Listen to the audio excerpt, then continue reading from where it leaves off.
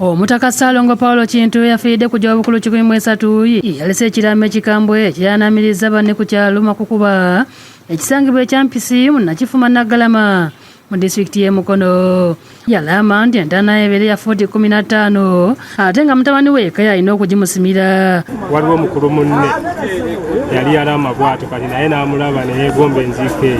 Olw'okuba nti mutabani wono John Lubowa yakazibwako erya Biringi ye ssentebe w'ekyalo, abatuuze bamusabye abagebe baza entaana egenda okusimibwa olwo bo ne bamuyambako nga bakugisima yekka kyandimutwalidde ennaku eziwerako. Omufu yalama fuuti 15 naye tusimye obudde buwedde nayo naye tukyasima.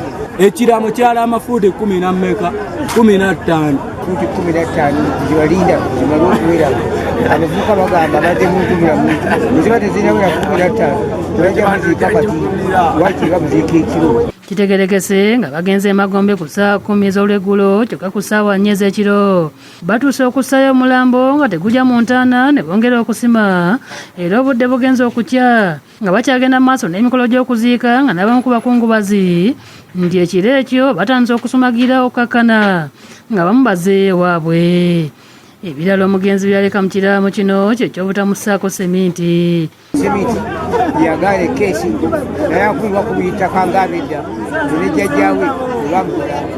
Omugenzi yazaala abaana 21 okuli emikuku gy'abalongo 2 nga bba bazzukulu tobala. Yazaala abaana 21 naye watuukiddde okufa nga tusigaddewo 7. Ssentebe Lubowa gwe baalamira obusima obw'omu entaana ayogedde ku kiraamo kya kitaawe.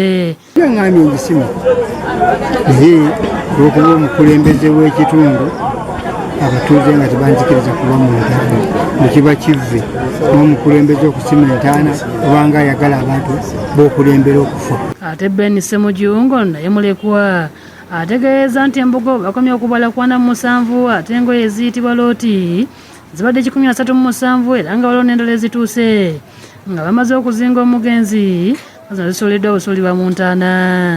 engoye ezimulikawo ziri 137 naye nga ziringa 8 looti nga 8 zikyali egweru bakyasima. Ye ekyamuganya ekeesi yamanya nti engoye ze zijja kuba nyingi nataka kuzirikwamu yabagamba sagala keesi. Sawulo w'okulira yakusakidde eggulu eno ku Lwabukedde TV.